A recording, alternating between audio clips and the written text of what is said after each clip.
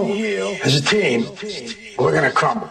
Inch by inch, play by play, till we're finished. We're in hell right now, gentlemen, believe me. And we can stay here, get the shit kicked out of us, or we can fight our way back into the light. We can climb out of hell. 1 inch at a time. You know, when you get old in life, things get taken from you. I mean, that's part of life. But you only learn that when you start losing stuff. You find out life's this game of inches. So is football.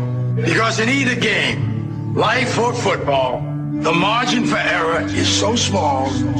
I mean, 1/2 a step too late or too early, and you don't quite make it. 1/2 second too slow, too fast, you don't quite catch it. The inches we need are everywhere around us. They're in every break of the game, every minute, every second. On this team, we fight for that inch. On this team, we tear ourselves and everyone else around us to pieces for that inch. We claw our fingernails for that inch. Because we know when we add up all those inches, that's going to make the fucking difference between winning and losing. Between living and dying. I'll tell you this, in any fight, it's the guy who's willing to die who's going to win that inch. And I know if I'm going to have any life anymore, it's because I'm still willing to fight and die for that inch. Because that's what living is. There's 6 inches in front of your face. Now I can't make you do it. You got to look at the guy next to you. Look into his eyes. Now I think you're going to see a guy who will go that inch with you.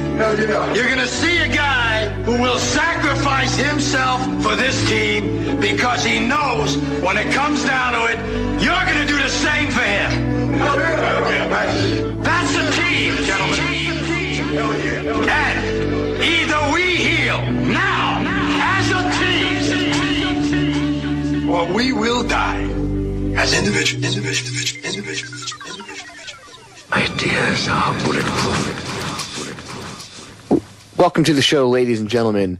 It is Wednesday, November 9th, 2011, the day of the dreaded EAS test. We're all still here, and according to plenty of people, including myself and other people I've talked to, their little test didn't go as planned. Now, I think that this was done on purpose. I don't think it was done... I don't think it just happened because, nothing worked right. I think it was done on purpose. The billions of dollars that have been spent over the past, 10, 15 years, putting all these FEMA boxes and everything else in radio stations and everything and TV stations, and they couldn't get this thing to go off without a hitch. Right. Very convenient. Jeremy Scahill, very sad to see this tweet come out of him, but on Twitter, he said, for all you people that think 9/11 was an inside job, look at how the government handled the EIS test today. Well, let's get something straight. They fumbled the football on purpose, okay? Without a doubt, they fumbled that football on purpose. Why, Popeye? Why would they do that? Well, just so happens that as the test is not going so well, all these articles pop up online today in like Gizmodo and CNET. All of them are talking about, wow, we should have an emergency alert system for the internet. We should have it hooked up to Facebook and to Twitter and to whatever other social networks are out there. Very interesting. Do I believe in coincidences? No, I do not believe in coincidences. Do I believe that they made it look like it wouldn't work to actually get public support, that they need a newer system?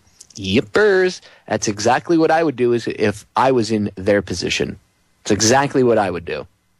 So do I think that they fumbled the football? Yes. Do I think they fumbled the football on purpose? Yes. Could I be wrong? Of course I could be wrong. But I think they fumbled the football on purpose. Okay?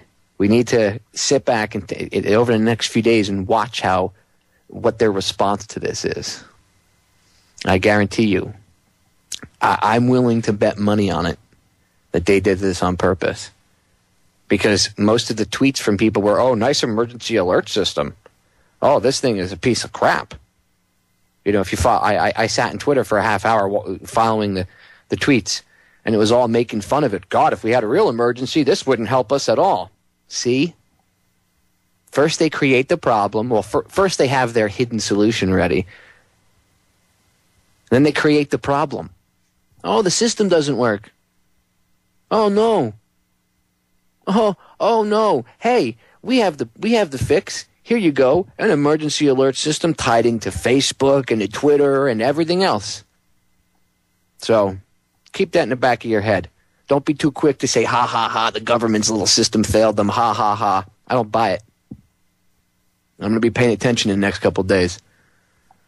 All right. I'd like to introduce my guest for this evening. You have all heard him before. He has been on the show twice already. And tonight I've got him for 2 hours. The last time he was on, I only had him for an hour to talk about this stuff. So tonight I'm excited to have my friend and fellow Federal Jack member and excellent white hat hacker, Winston Smith, back on the show. Winston, welcome back to the show, my friend. Hello. Thank you for having me. Before you had come back on today, we had talked off air a few times about what we wanted to cover on today's show, and there was so much information that you were throwing at me, you know, with the internet kill switch and everything that's going on just behind the scenes with Anonymous and the government, you know, attacking themselves at times and doing all this other stuff, and there's just so much to cover. You know, and since the last time you were on, they're pushing, hackers are going to break into the infrastructure. So I want to get into that, and you could help dispel that. And I also want to touch on this new Stuxnet virus. I guess Stuxnet Part 2, the Revenge or whatever. Yeah, the Duqu virus. Yeah, I want to get into that and kind of discuss that, and we can even touch on Stuxnet a little bit. We have a few minutes before we go to the first break. So I guess in the last few minutes here of the first segment, let's get into, let's start with hackers breaking into the infrastructure via the internet. Yeah, but basically there's a big corporate hype threat right now that hackers or rogue nations or government-sponsored hackers will attack our critical infrastructure through things like the oil systems and the nuclear power plants and the water plants, and they'll be doing that through the SCADA controllers. And for the most part, that it wasn't a threat for a very long time.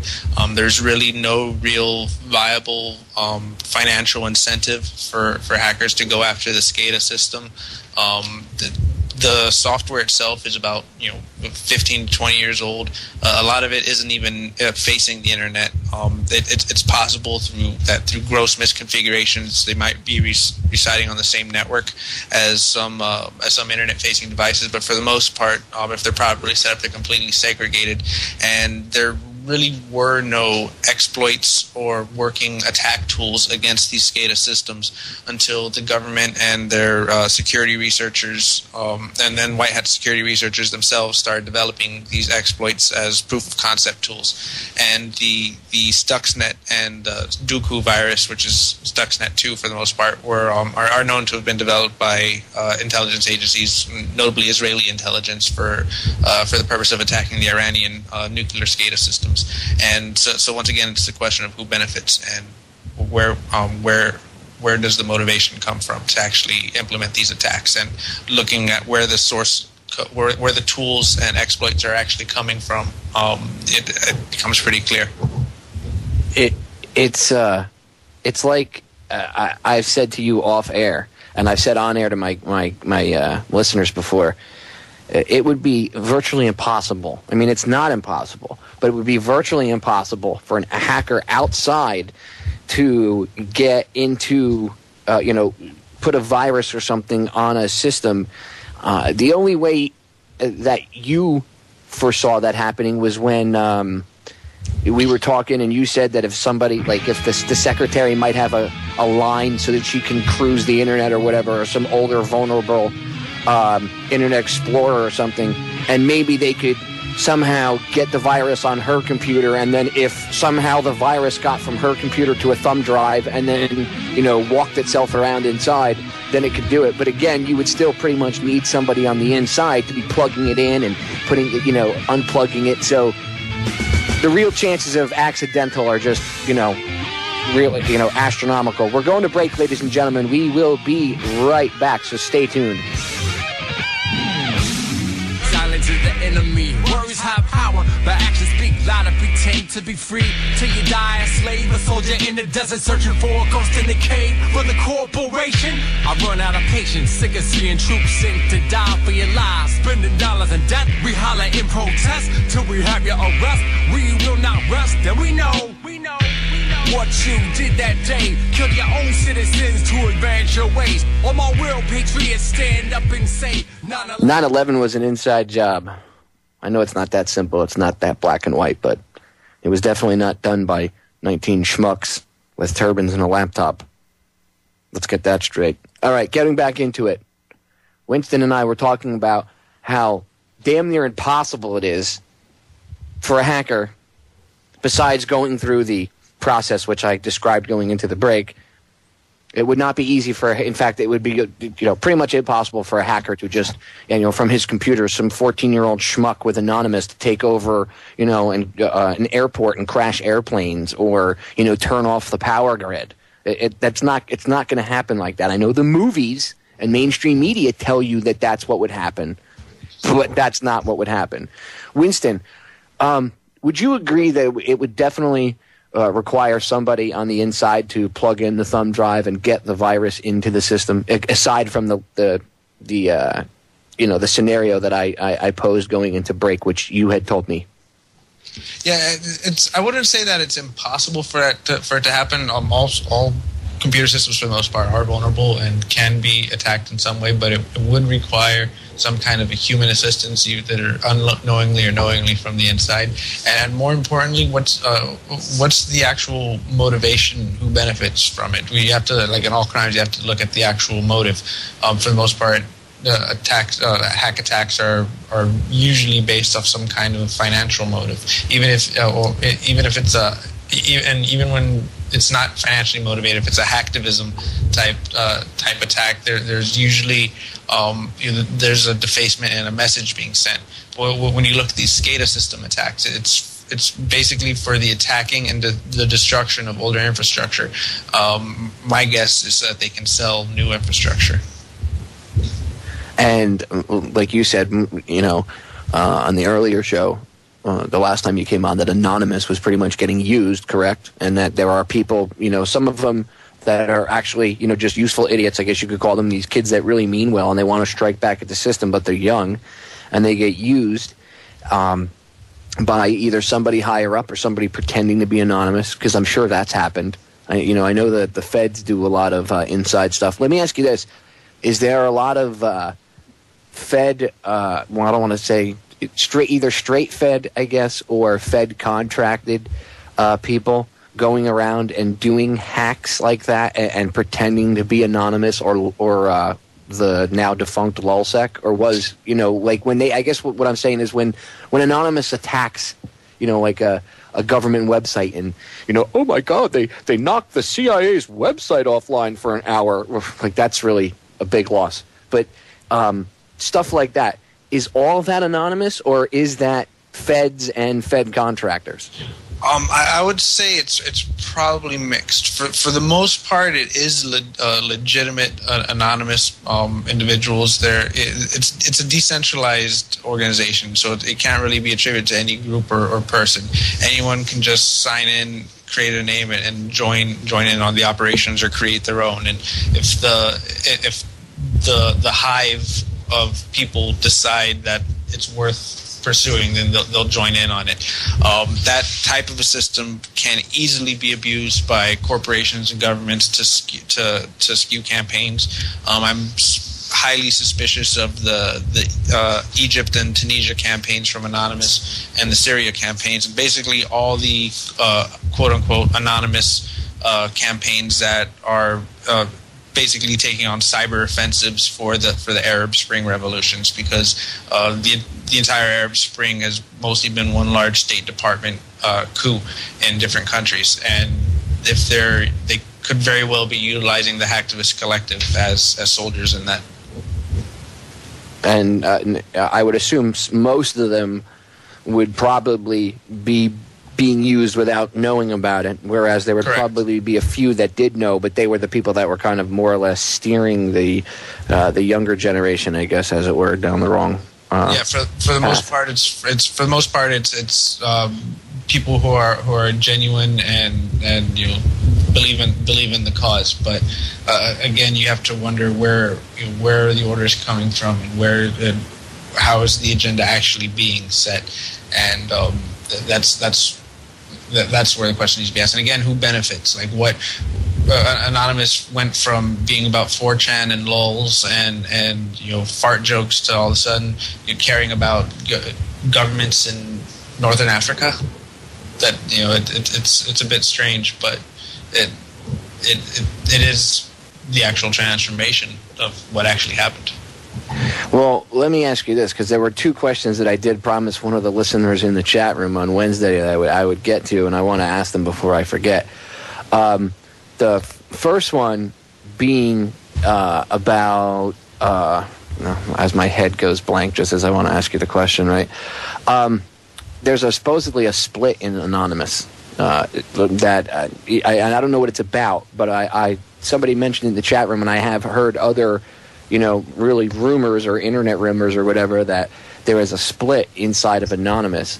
Do you know about that? And if you do, could you shed any light as to what's going on? Oh, well, there's constant infighting and factions and backstabbing and little spin-off groups appearing and then disappearing and then merging into each other. That's always going on and has always been going on.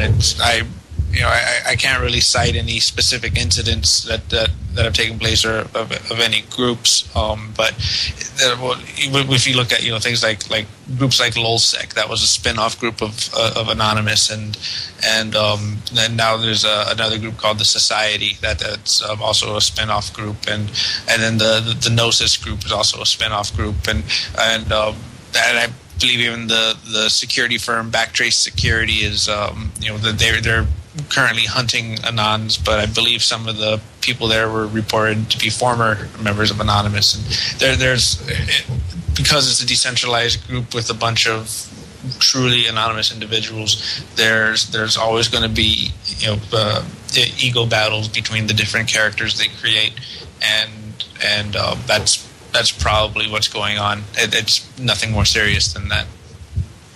Okay, and we have about a minute before we go to break, and I'll let you get into this a little bit. You probably have to finish on the other side. But the Mexican drug cartels versus Anonymous, is this real? Is this crap? What's your take on it from what you know behind the scenes? From what I'm able to see, a lot of that information is coming out from press releases from a guy named Barrett Brown, who's kind of like the public face of Anonymous. He uses his real name. He doesn't.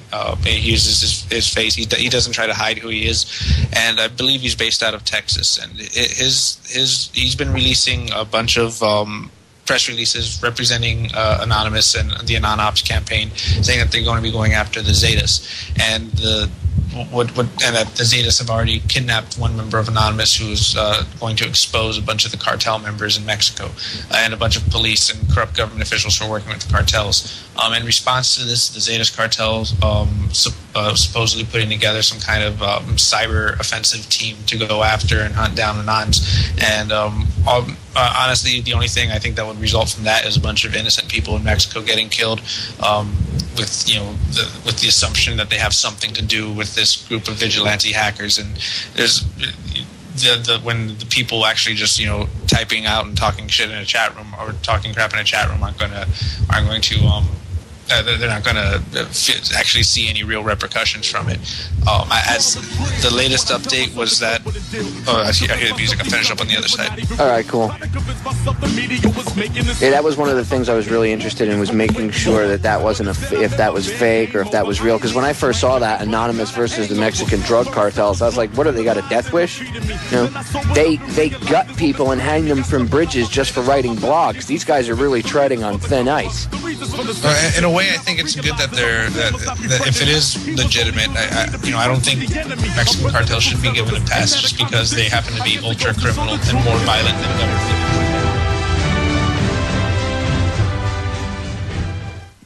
All right, Winston, we got cut off, so you really couldn't answer your first question fully. You were just, or the second question rather, you were just getting into it. So I'll reiterate. The whole thing with the Mexican cartels versus Anonymous was BS, correct?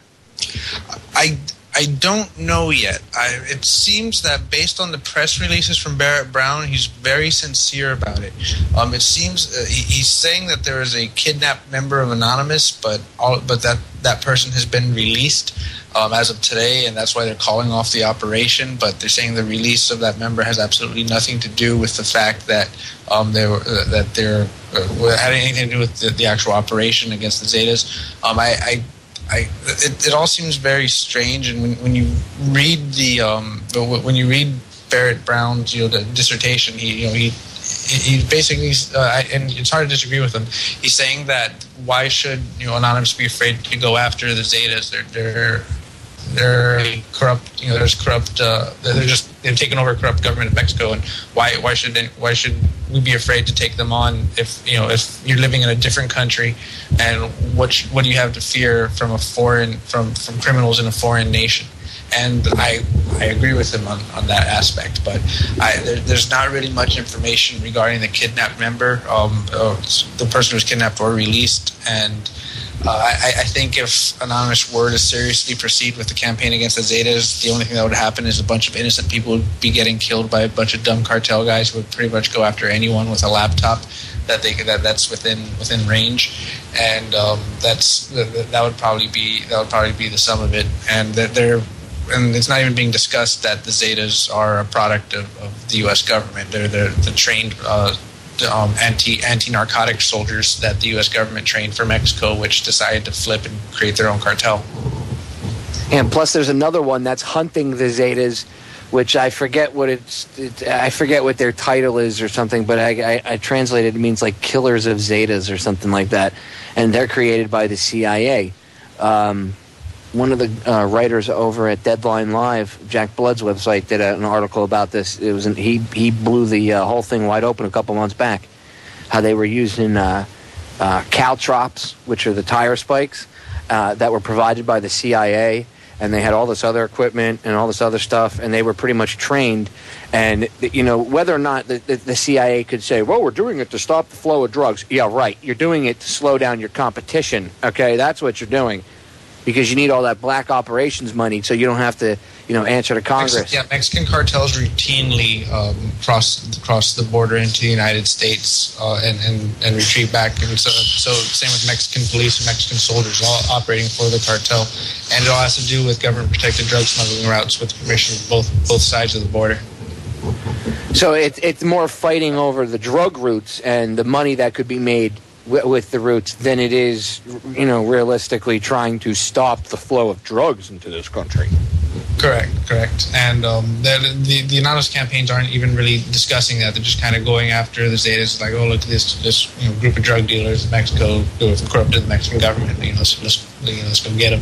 But the only thing that will result from that is a bunch of innocent bystanders getting shot.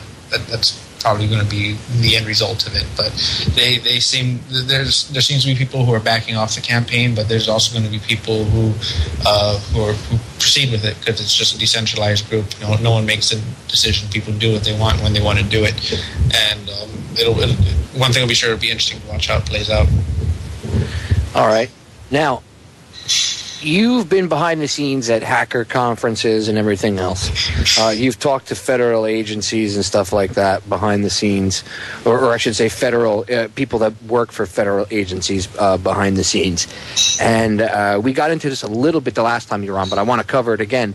You specifically said that you were being told that you were told that some of these anonymous, quote-unquote, anonymous attacks weren't really anonymous, and it was the feds doing it to blame anonymous so they could kind of use them and hackers as a whole as a pretext to bring about a tighter control on the Internet, like an Internet cutoff switch or, more monitoring and stuff like that. Yeah. They didn't admit to staging anything themselves, but from the discussion I got from the impression I got from some of the people involved is that they're definitely either inciting or taking advantage of the situation to be able to sell intrusion protection systems and all sorts of basically equipment that's designed to keep the hackers out of your network, but in reality is just real fancy surveillance software. And their goal is to get that, to just get it sold to private companies so that they can deploy it on their networks and keep their network secure and safe from hackers while having complete control of overall employee communications, and then eventually selling it to ISPs to get it implemented to monitor all traffic or to look for cyber threats, of course.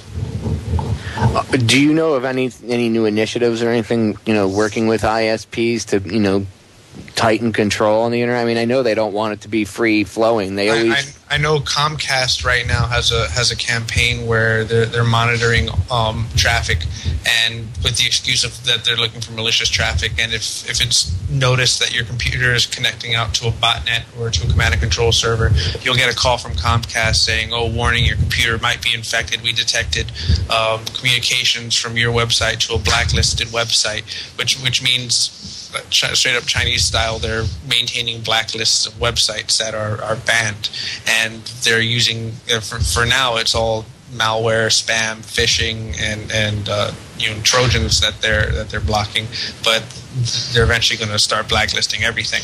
And a lot of censorship software already does that, it includes news websites and sweeps them up in with malicious websites, and I believe there's even a bill in the Senate right now to blacklist, to create a wholesale federal blacklist of domains that all ISPs have to adhere to by law. That's still in the Senate. So basically, they're working on they're going to start blacklisting, and of course they'll start with, I'm sure, child pornography sites that's, under a mask of, look what we're doing, it's to protect children. And then it'll quickly go to probably online gambling and online poker and things like that. And then I'm sure InfoWars or Federal Jack or Activist Post or We Are Change or the Intel Hub or BobTuscan.com or Orion Talk Radio or numerous other sites will be blacklisted as well, correct? Yeah, they're going to go after initially illegal sites that have no recourse and no one's going to complain about.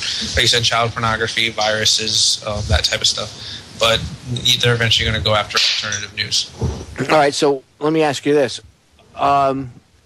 They go after alternative news websites, and let's say, how would they... I guess they would they come up with a filter and just put your website name in there and that would be it, or would it be more than that? Because I know I know they can block stuff now, but people could use proxy servers to get around it. How would they block people from using a proxy server to get around it? What would they do? They would basically just, if you use a proxy server, that is the way to get around it. For a long time, that's what people do. People still do in China to get around their firewall. They'll use the Tor network or with a private hidden Tor nodes that they're able to bounce through. So that is a way, and there really is no way around that. But there really is no way to prevent users from doing that if they're technically savvy enough to implement proxies. But the real danger is that they're just monitoring traffic wholesale, looking for connections to domains that are not on their approved list. Well, we were blocked. I don't know if you know this. we were blocked by the Sheraton Hotel. I did see that article on Activist Post. I thought that when I read it, first thing that went to my head was like, all right, about time. Exactly. Blacklists, good. You're doing something right. Yeah. Here's my question: if that's just the start of it, can we see? I guess we could. I guess it's more of a statement than a question that you could respond to it. I guess we could plan on seeing more of this type crap coming down the pike. Yeah, there's a lot of money, so it's going to continue. And of course, whenever there's money to be made, some private scumbag will always want to make that money. So, greed is not killed easy. The love for the almighty dollar is not killed easy. All right, ladies and gentlemen, we are going to break. We will be back in a few minutes. Stay tuned. More with hacker Winston. They killed my entire family, murdered and tortured, raped and pillaged. I was only 5 and I... Welcome back, ladies and gentlemen. Hanging out with hacker Winston Smith. And he's dropping secrets left and right here. Winston, I want to get into what you foresee the reality of, like, the cyber future, I guess you could say, because they're always, China's going to attack us in this country and this country. Do these guys, I mean, I know China is somewhat of a threat, but are they really a threat as they're being made up to be? Or am I correct in saying that these guys are, the mainstream media and the government is hyping this? There is a lot of malicious traffic that does come out of China, but that's just because there's a lot of people there, and proportionately, it's really no higher than anywhere else. Actually, percentage-wise, from people to malicious traffic-wise, the United States is actually kind of worse than China, with regards to dirty traffic. But they keep hyping the threat of Russia, China, and this Iron Curtain because it's the new Cold War. From their first Cold War ended with nuclear standoffs. The next one is in the information age, and they're selling all these like snake oil systems, the equivalent of the Star Wars program, but on the internet. It's a bunch of snake oil and it's a bunch of garbage, and they're selling it for ridiculous amounts of money. And the end result is going to be surveillance of end user communications. And that's what's going to happen. The actual security is not going to improve because these snake oil solutions aren't going to provide anything other than surveillance capabilities. They're not going to be able to stop any real attacks. Actual advanced persistent threats will continue, and they will continue to exfiltrate data and embarrass CEOs all over the place. And the only result from that is going to be more sold solutions. And I would recommend anyone listening who has an understanding of IT to get into this market, because there's a lot of ridiculous snake oil money to be made, and it's not a good thing, but it is there.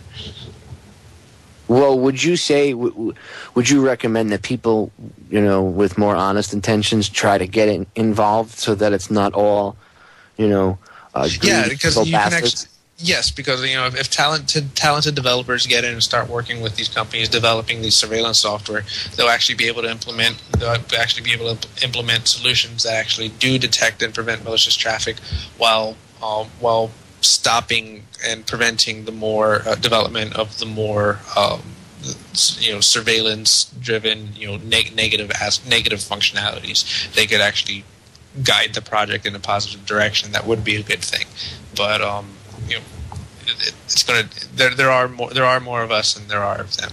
That we do have numbers in our advantage. Well, that's good. It's good to know that we still have more good guys than bad guys.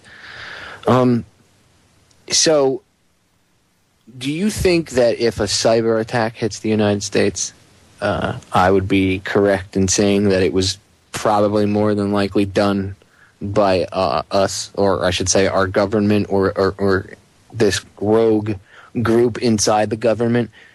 Well, it depends on the definition of a cyber attack, because the United States gets hit by cyber attacks every minute of every day. No, I mean a real something bad, like if critical infrastructure, nuclear power plant meltdown, the power grid going out.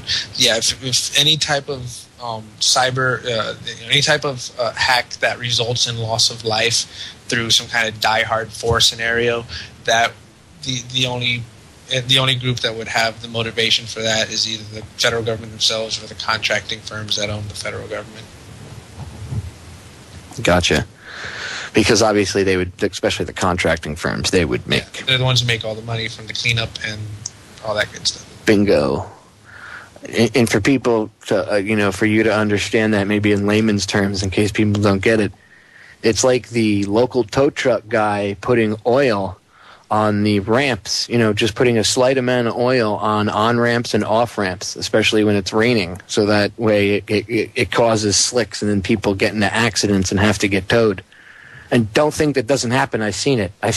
I've known guys that own towing companies that threw nails down in parking lots on purpose so that they would get flat tire calls.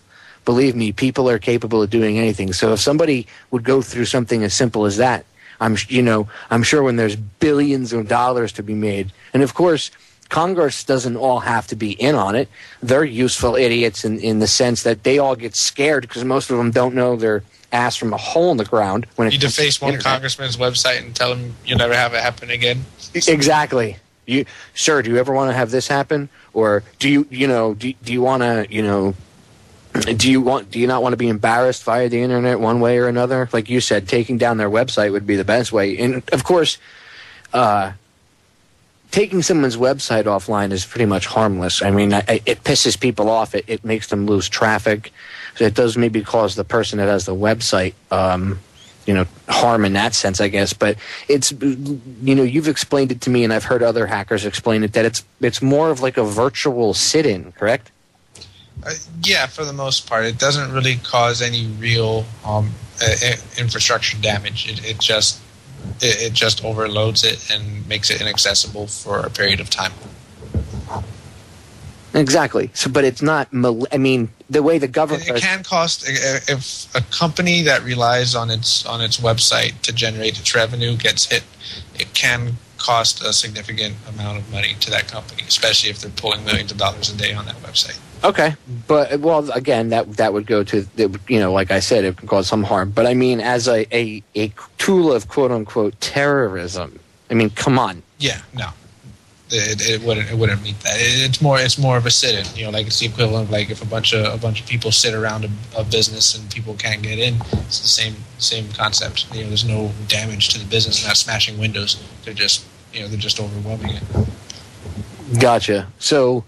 It's not like it's not like the mainstream media would portray it to be. And the reason I bring this up and I have this conversation and I play the devil's advocate, or actually I don't even play devil's advocate. I play the part of the non-believer when I ask him, and I ask him questions the way I do because I want people that are listening that don't believe it. You're hearing it right from the horse's mouth. Winston's got nothing to gain from this, and he gains nothing from coming on my show. It's not like I give him money to come on or I pay him to come on. He comes on and hangs out and, he discusses this stuff. And probably even, I'm sure, at peril of pissing some, maybe hacker off somewhere in the world. Because not all, I'm sure hackers are just like any other human being and they get in petty arguments with each other. In fact, I know I've seen it. But so, he even puts his own rear end somewhat at risk from having to just deal with the crap, you know what I mean? And I want you to pay attention and listen to what he has to say. Okay, I listen to the archive, take notes. Okay, and we got another hour with him, so he's not going anywhere yet. He's going to be spewing more knowledge. When we get in the second hour, I want to get into what you would do to protect yourself if you were a just getting into this.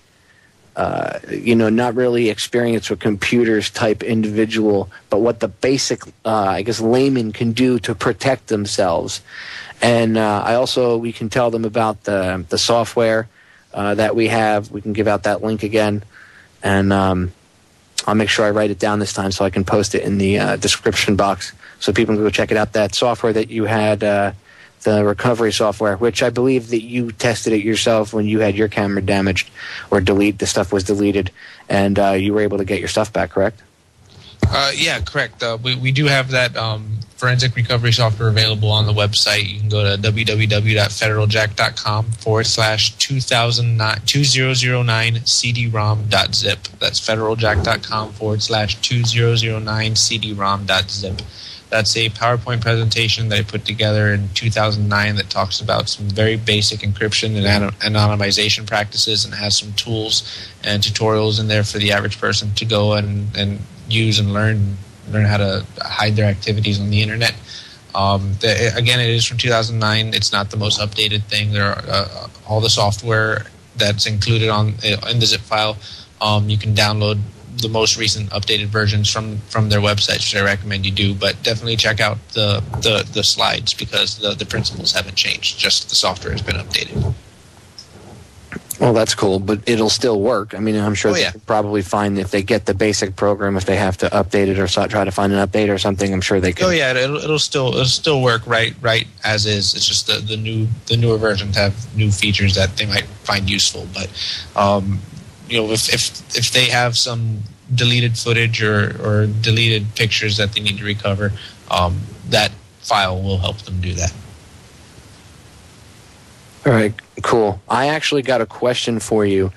We got about a minute and a half, 2 minutes before we go to break, but I got a quick question for you from one of my fellow hosts here, Joe Joseph. He wanted to know if you're aware of any hacking projects that target 9/11 exposure, like footage from the Pentagon or stuff like that. Are hackers, can they find that footage for us? And if they can, if they can if you guys hear this broadcast, get it out there. There was one hacker, Gary McKinnon. He's a UK hacker who was facing extradition to the United States. So he's never been in the United States, but right after 9/11, he broke into a bunch of government military sites and defaced them, saying, we know 9/11 was an inside job. And he says that he hacked into this to the servers and was looking for evidence of UFOs. That's his excuse. But when you go through and read everything, you can tell he was looking for information that might have pointed to inside job. And so there are hackers out there who are doing it. They're just not being very vocal about it. You won't find any press releases from Pastebin or Twitter like you will with Anonymous. I'm going to cut you right on. I guess we are back.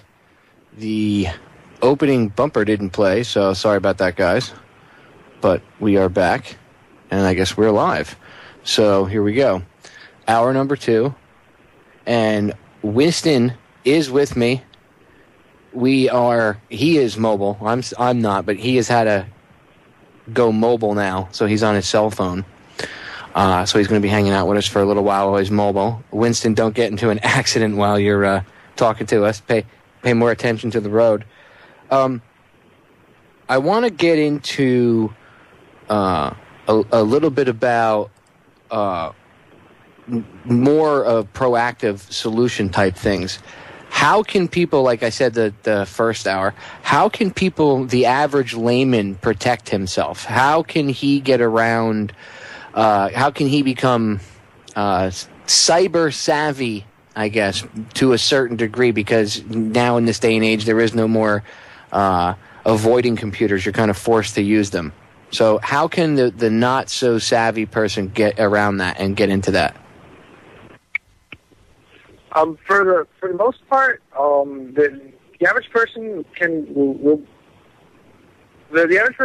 will be fine just by keeping making sure they have to do some type of antivirus protection and some kind of a software firewall in addition to their router, and something like I guess a zone alarm or something. There's better solutions out there than that, but some kind of a software firewall plus an antivirus.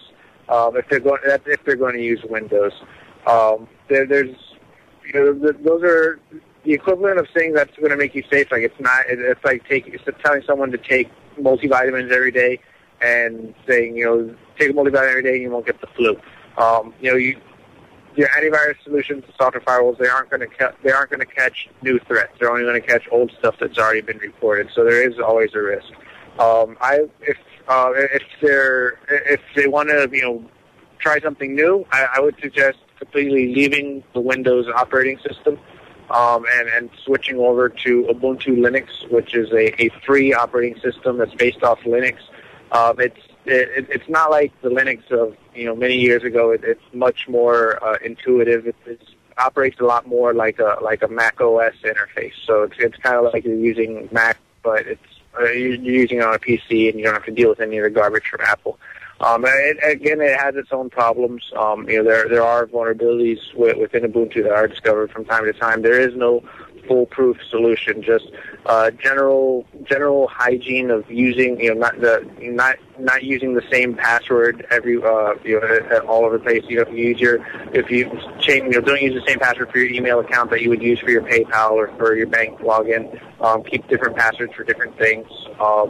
Keep your if you're going to use Windows, format your computer regularly and reinstall the operating system, so that if anything did get in there, you're wiping it out and starting fresh every now and then, like you're changing the oil on your car.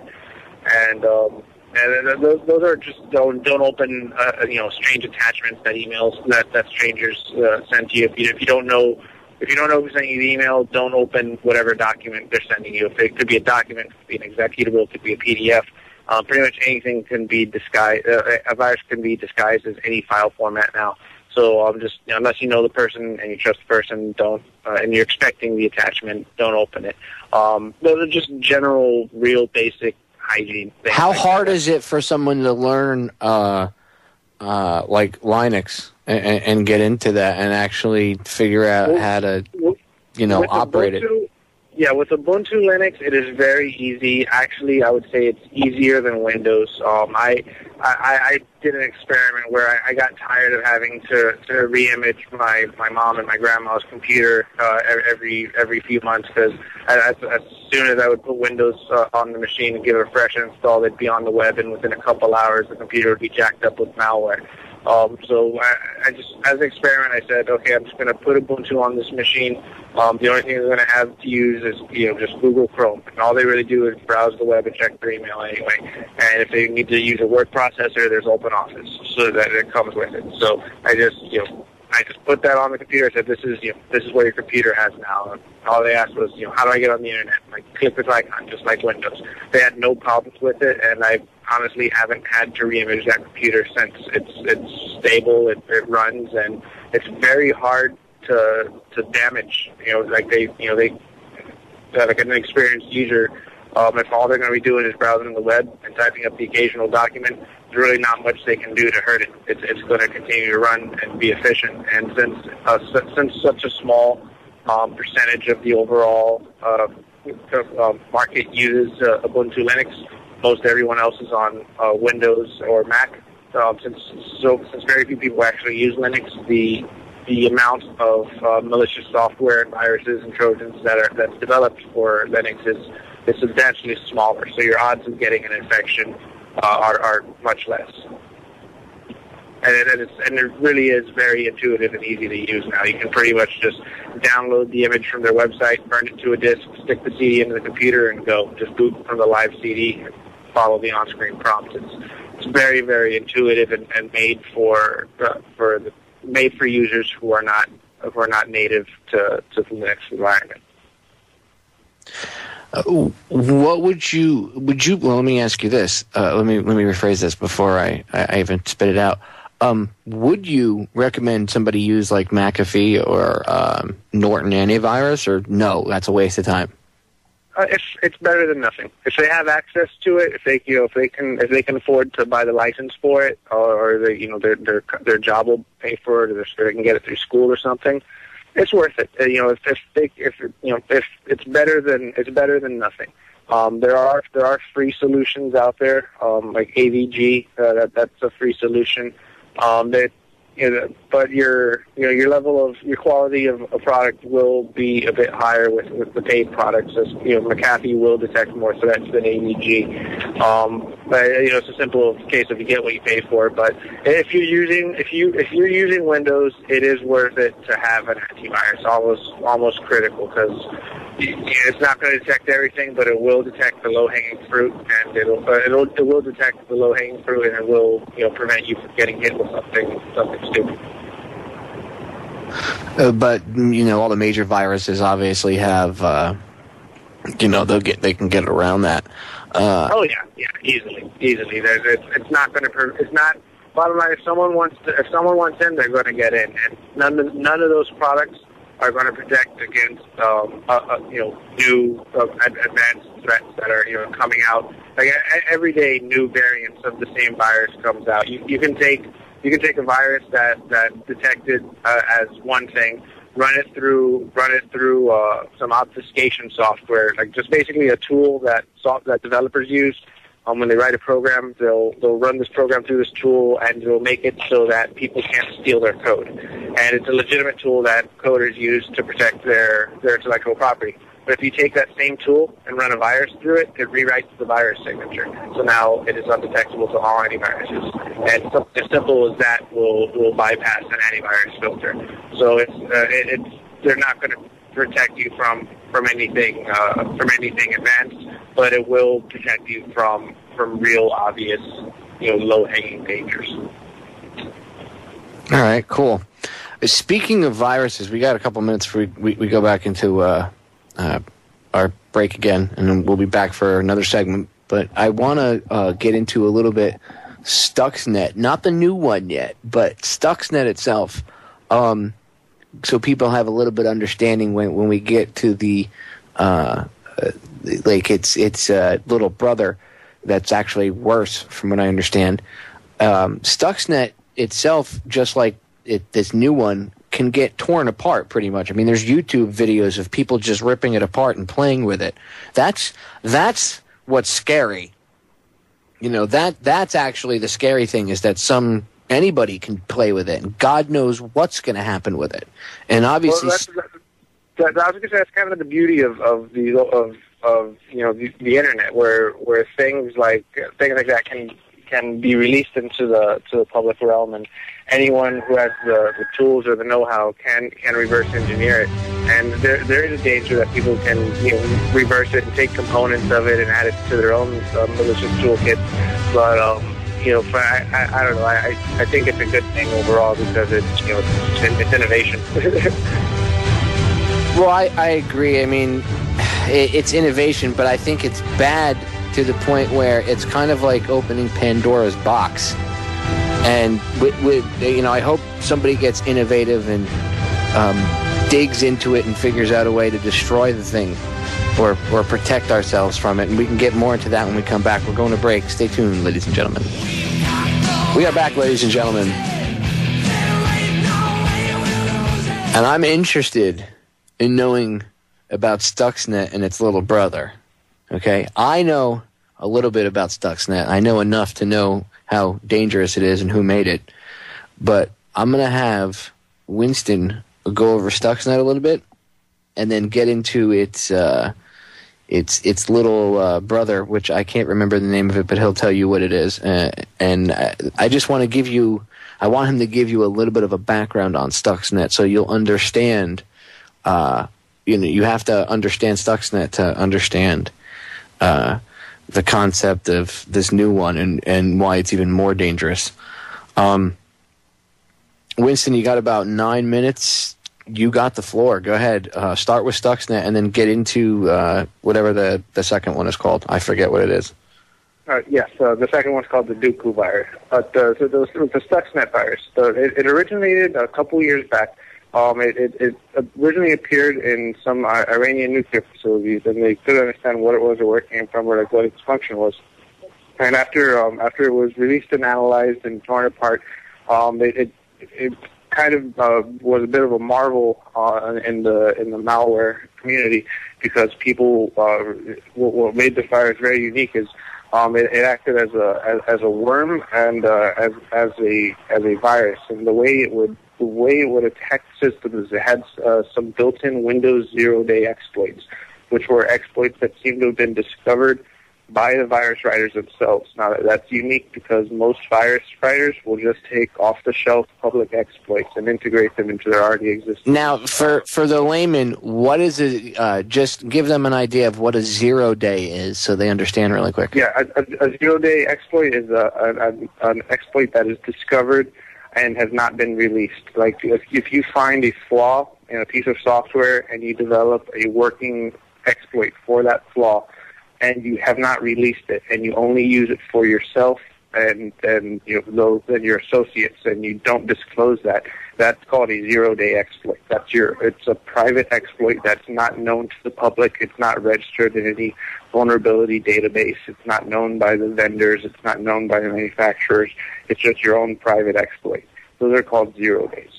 And when you find a 0 day in something like Microsoft Windows, that becomes very valuable because all of a sudden you have a working exploit that nobody else has for a software system that is used by the majority of the market share, meaning you can exploit the majority of the computers that are running this software, and you're the only person who knows how to do it because you've developed that exploit. And Stuxnet is unique because it had several of those built into it, and that means the authors were very well financed and very well researched and had a lot of resources dedicated to their project, because it takes a lot of time to develop those, to not only discover the vulnerability, but to develop a working exploit for it, and then integrate it into a sophisticated worm like Stuxnet. And that's only half of what made it special. The second part was that it attacked SCADA systems, and SCADA systems are the computers and hardware module controllers that control infrastructure like electrical grids, nuclear power plants, oil facilities, those types of things. And the Stuxnet worm specifically attacked a Siemens controller from the Siemens Corporation, and its main purpose was to just basically cause misreporting of the numbers and to eventually cause the equipment to malfunction and break. And when the code was analyzed, the signatures pointed to an Israeli firm, and it had a bunch of Israeli signatures on it. And for the most part, it has been determined that the Stuxnet virus was developed by Israeli intelligence, probably with the assistance and backing of the United States intelligence. The State Department pretty much came out and admitted it very quietly. I have a video about this. I created. It's up on Federal Jack, or it's that you could either Google it or Google it. Listen to me. Well, you could Google it. You could either go on Federal Jack and look it up in the search bar, or you can go on YouTube and look it up and just put in. I think it's the title of the video was "What is Stuxnet?" And I took a couple of videos and then I took a screenshot I took of the actual article where Hillary Clinton. And very quietly, I may add, this article was buried, but Hillary Clinton and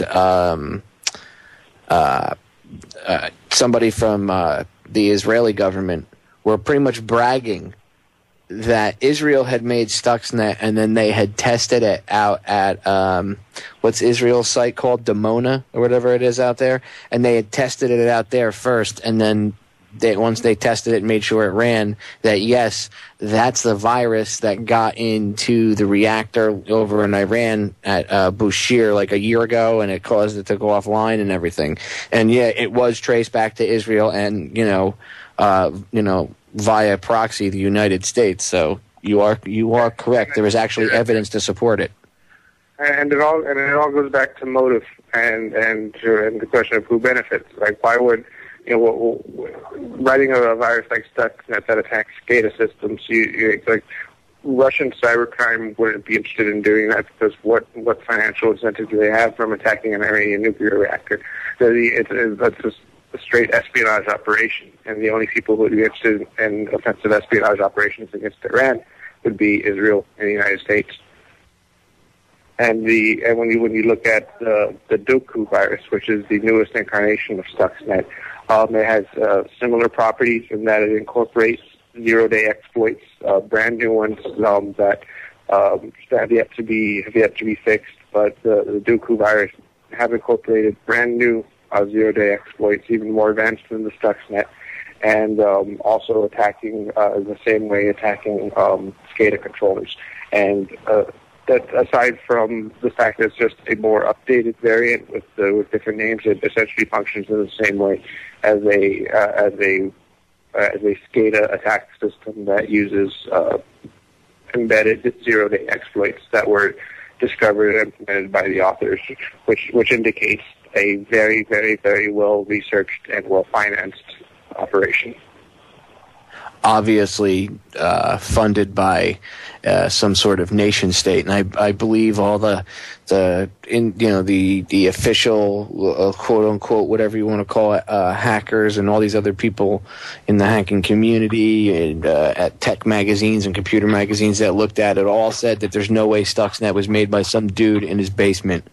There's just no way it would have taken a team of people, months, if not a year, to do this, and they would have had to have been dedicated, 8 to 10 hours a day to doing this, and they would have needed the resources to do all this of a nation state. So, and then you have Israel and the United States very quietly admitting that, hey, we did it, because that's the one thing about these people. They can never do something, and then, they might deny it if you challenge them at, like, some speaking engagement or something, or, they might, put out a press release denying it. But if you always go back, you'll see that now they don't even try to deny it anymore. But a lot of times they get caught because they did come out and admit it. Somebody in the agency did come out and admit it. They'll usually brag about it real early on before they realize it becomes a mainstream media. Exactly, because it's like, haha, in your face, look what we did, and then they know they control the media. So you always gotta pay attention to the local media. Yeah. And Napolitano did the same thing with the Fast and the Furious sample. His video of her talking about gun running the Mexican operations from like 3 years ago. Well, you know what? Let's get into that when we come back on the other side of this break. We could chat about, Fast and the Furious. That blew up in their face, didn't it? Stay tuned, ladies and gentlemen. We'll be right back.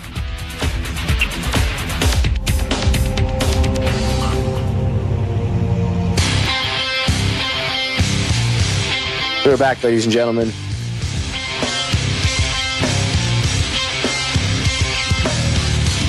And we are chock full of topics. There's something I want to say before I forget, because I keep forgetting.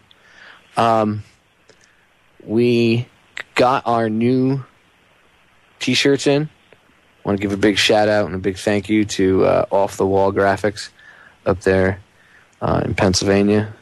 Check them out on the web, guys, Off the Wall Graphics. Give them their address. They're in Pennsylvania. Steve is the owner of the place and the manager, and he runs and does all the printing and everything. Big shout out to Steve and Off the Wall. You guys are awesome. The shirts came out 110% super, so thank you. Anyway, we don't have a ton of them. I'm not like Alex Jones. I can't afford to, order a couple hundred at a clip. So I have about 100 shirts. So instead of just selling them, first thing I'm going to do is I'm going to have kind of like a little contest, I guess. I will have photos and stuff up within the next couple of days of what the shirts look like. But if anybody can does graphics or graphic design, or they have I forget the name of that Adobe program where you can animate stuff and make all sorts of cool things. But if you have the ability to do that, I'd really like a cool. I need an intro, and I need some other stuff done. So if somebody does, if somebody can hook me up and they could do a few things, I'll probably hook you up with a few shirts. So I guess it's not really a contest. It's kind of like I'll put the call out there first, and graphic designers too. And if you guys can hook me up with a couple things, I'll throw you guys some free T-shirts, and then we'll go from there. If anybody does donate to the website, anything over $25, I'll give you a T-shirt. Just specify the size and the color, either olive drab or black, and I will email you back if I'm out by that time or whatever, and I'll tell you what I have left or whatever. We can go from there. But I'll give you a T-shirt and whatever DVDs plus a stack of flyers and whatever goodies I have around. If I have any pocket constitutions, I'll throw them in there too. So anybody that donates $25 or more gets a free T-shirt. You just gotta specify the size and the color. And again, you'll get DVDs and a bunch of other stuff too. So anybody that's ever donated or like purchased a hard drive that we sell has never walked away unhappy. You guys always, you always get more than you know. People, I get people, they donate $5 once in a while, and they get, even if it's a month later, in the mail they'll get a stack of DVDs. Even if it takes me a couple weeks to get them burned and put together and sent out, I will send you, at least 3 or 5 movies and a stack of flyers or something. I always try to take care of everybody that ever helps out. So I wanted to, before I forgot about the T-shirts, because they're very limited, and people are always asking me, I want a shirt, Popeye, do you have any T-shirts? So I had to take care of the guys that work on Federal Jack and stuff, and the people that have contributed stuff and their time and stuff and their effort and, server space and things like that. So I had to take care of those guys first. Winston, gets a shirt because he's a founder. I had to take care of him first and, make sure I had one. And then the rest I can, there's not a lot. So I don't want to sell them because I don't want them to go too super quick. I want people to be able to, I don't know, I guess because there's not that many, I guess we'll make it a little more fun. I don't want to just, sell them. After I do this or whatever, if I have any left over, I'll probably throw them up for, regular for sale. But I want to kind of take care of people first that have, they've either hooked us up or, whatever. I want to give, hook them up and take care of them. Like I said, with the video and the graphics and stuff. So we'll go from there. But yes, as I did promise months and months and months ago, we finally got the shirts. I had to make. I was going over and changing the design last minute in here, and Steve was making sure that when it was printing out, it came out nice on the T-shirts because I sent him a very high resolution and very detailed picture, which for T-shirts, anybody knows that's really a pain in the butt, and he made it come out perfect like the card. So it's the new card. If anybody's seen the new image. With George Bush and Obama, dual faces, they're the same person and stuff on the front. And the new image on the back. Everybody asked me to make Uncle Jack bigger with the puppets. So I did. I enlarged the whole image, and it's got the newer image with the swirly eyes and everything. So I'll have pictures and a GIF and stuff up in a few days. But, I'm only one man, so I can only work so fast. Anyway, getting back into it. Winston, what would you say is the biggest flaw in the Fast and Furious? The whole thing. Like, what would you say? I would say there's probably about 4 or 5 things they did that they kind of stuck their foot in their mouth, and they really made themselves out to look like idiots. But what would you say is the biggest thing? I know you were mentioning the Napolitano. You said she was caught on video. And I heard about this, but I didn't see it. What's the details with this? She was caught on video where she knew about it, and she's saying that she didn't know about it, or she knew about it after a certain date, and she actually knew about it beforehand, and there's video of her knowing or whatever. Is that what's going on? Yeah, basically there's video of her pitching the whole idea before it even went underway, and just kind of saying, like, yeah, this is what's going to go down. And I think they messed up in the fact that they got caught. I mean, they're trying to say, like, oops, we done goofed because we didn't mean for the car, we didn't mean to lose track of the guns. We meant to track them all the way through. But you look at the history of how these agencies operate. It's a bunch of organized criminals selling guns and drugs, straight up trading guns for drugs. That's all it is. It's really nothing more complicated than that at all. It's the United States government providing Mexican cartels with firearms in exchange for narcotics because the United States government controls the narcotics domestically. They cover it up and pepper it up with a whole bunch of, law enforcement stings and bungled operations and lost paperwork. But down to the very core of it, it is organized crime factions doing an exchange. And they got caught, and now they're trying to remedy that. Well, is there any way, like, the hacker collective can you get, like Joe Joseph asked in the first hour, can you guys, like, release videos, whatever you can find with, 9/11, if you guys can find documents about this stuff with the gun running thing? The way the whole anonymous thing works, I mean, if anyone were to just connect into a non-ops.li and create a channel, op 911 or op, op truth, or give a clever handle like that and create a Twitter account and start tweeting hacks that they're doing, where they're doing document dumps and database dumps from vulnerable government servers, leaking out, giving out information. I'm not saying to do that. It's very illegal. I do not advocate such activity, but there really is nothing in place to stop anyone from doing that. Well, okay, so... I'm saying don't do it, but don't do it, because you get in trouble. It's illegal. Yeah, well, if anybody ever stumbles upon some damning evidence, I guess just leave it out. Just maybe walk away from your desk for a second or something. I don't know. There is the whistleblower thing, but then again, now they go after whistleblowers, so I wouldn't want to tell anybody to do anything incriminating. Yeah, Bradley Manning's face, could very well be executed for giving those documents to WikiLeaks. Do you think they're sending him up the river? I think, do you really think he downloaded this stuff onto a Lady Gaga CD? Oh yeah, he did. Yeah, he spliced it. Yeah, the way he described is technically possible, and would really be the only way to get those documents off that network, because it's segregated and what's it's called an air gap. It's just not connected to the external internet whatsoever. The only way to do it is to physically transfer the files.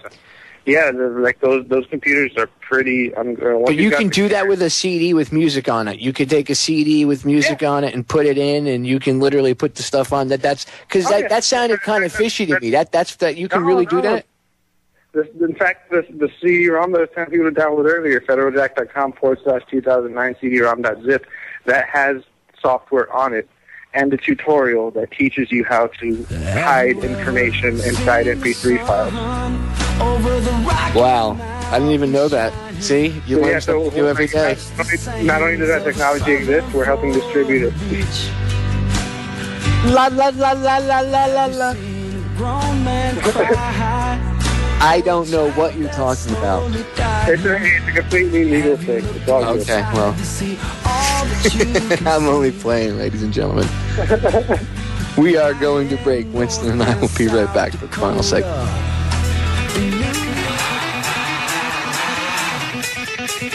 We're back, ladies and gentlemen, for the final segment. And Winston wanted to give a message to the FBI, because he knows that there's that private company that's monitoring all internet-based broadcasts now. So go ahead, Winston. What did you want to tell them? Yeah, since they're recording all AM and internet podcasts now, I want to say make sure you download that CD-ROM we were talking about, because you might learn something, you lousy crackers. And where could they go get it at? That is at federaljack.com/2009 CD-ROM.zip. One more time, just for the slow people. federaljack.com/2009 CD-ROM.zip. And I'm sure there's a a text file in there that tells them how to operate everything. I'm sure there's all PDFs in there or whatever. Oh yeah, everything's documented down to the T. We had a lot of people spend a lot of time writing up text files that walk everyone through everything. All right, cool.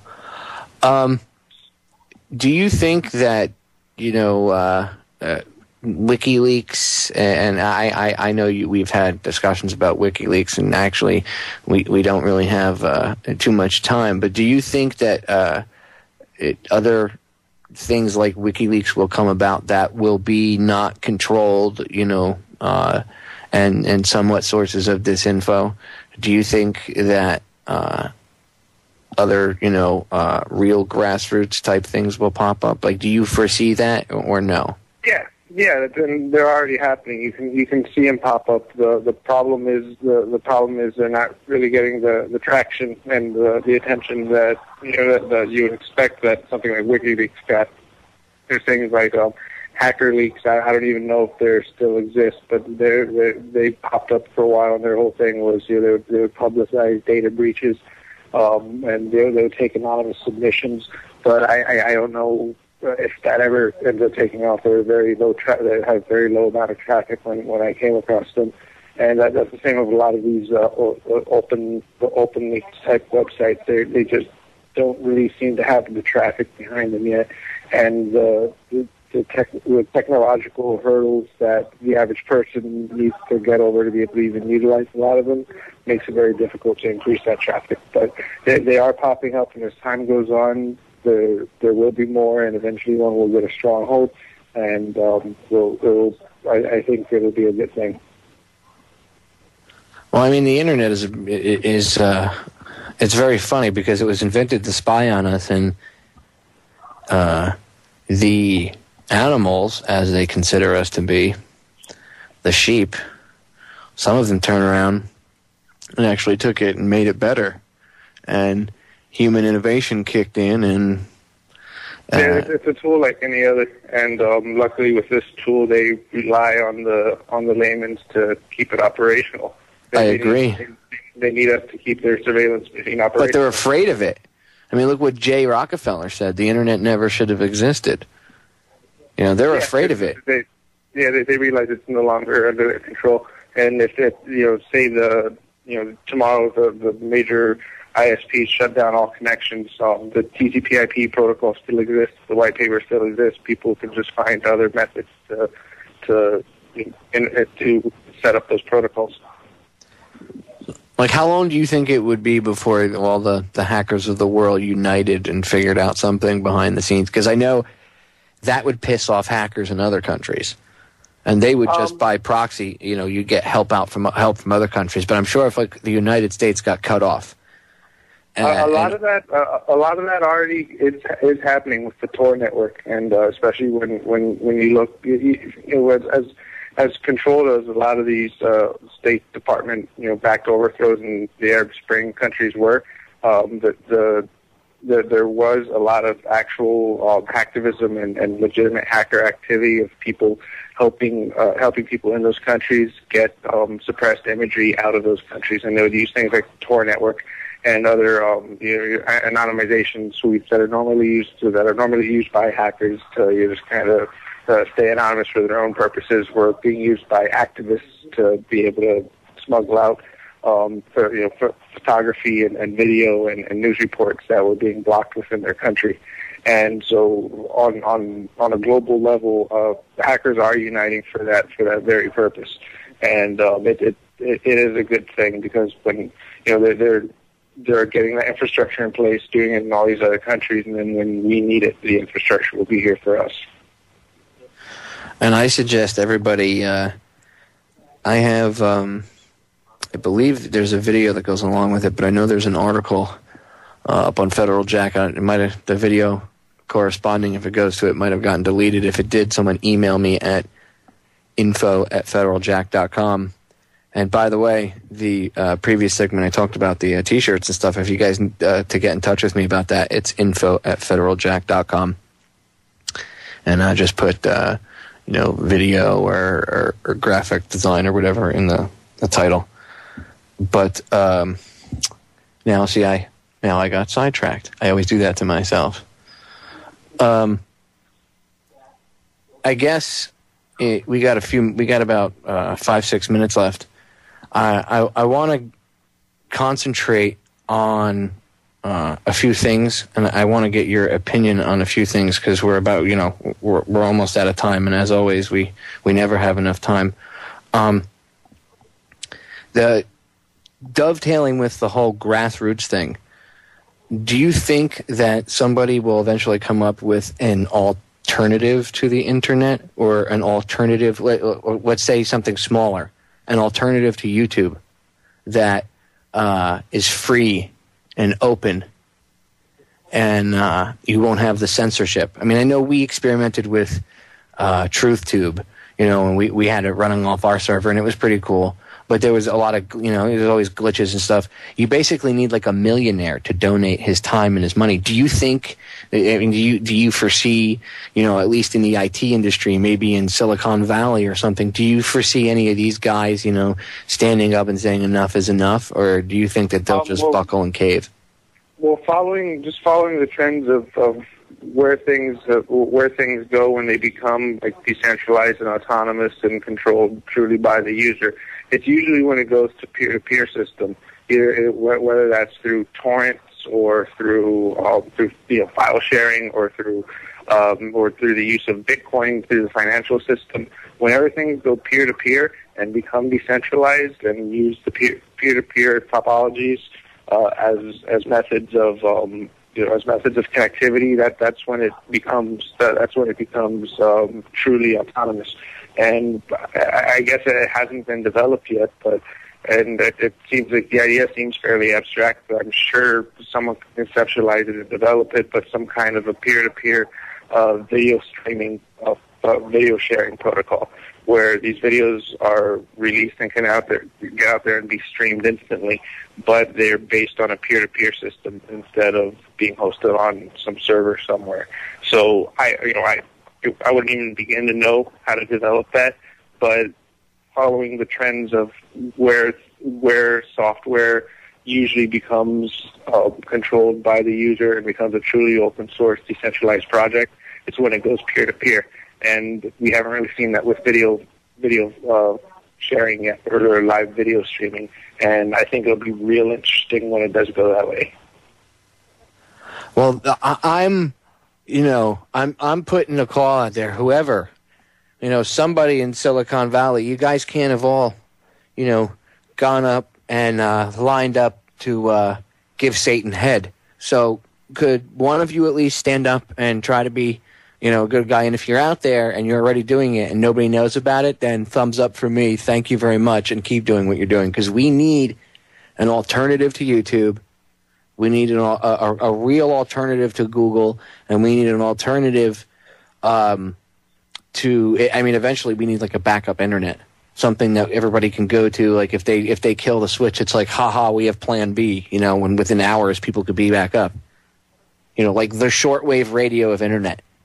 That's what we need to create. And there are ways that have been published and documented of ways to actually use shortwave for TCP/IP transmission, meaning you can basically set up an internet or a small local area network using shortwave networks and just broadcasting the telems over the frequencies. So that is, in the event of the ISPs shutting down, that is one way to transmit data.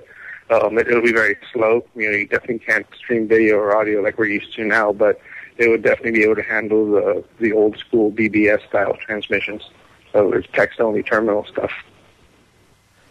I wonder what they're going to do with all the old analog FM channels that are just and AM channels, because everything's digital now. And that analog signal is still out there. So yeah, that spectrum still exists. I wonder if there's a way to tap into that. I mean, Tesla always talked about using zero energy with Tesla coils, and having this field of electricity that people could tap into. I wonder if there was some way that we could figure out how to do that and everything else, or maybe use the old signals. God knows what, but I'm sure hackers like you will figure it out. Winston, we're out of time. Thank you for hanging out today, man. I really appreciate you doing a second hour on your cell phone. I'm sure the listeners appreciate the tumor that you're going to have on the side of your head because of the second hour. But, I appreciate your time. Sorry about the brain tumor you get from the cell phone, but you're welcome back anytime, my friend. Ladies and gentlemen, we'll be back Friday.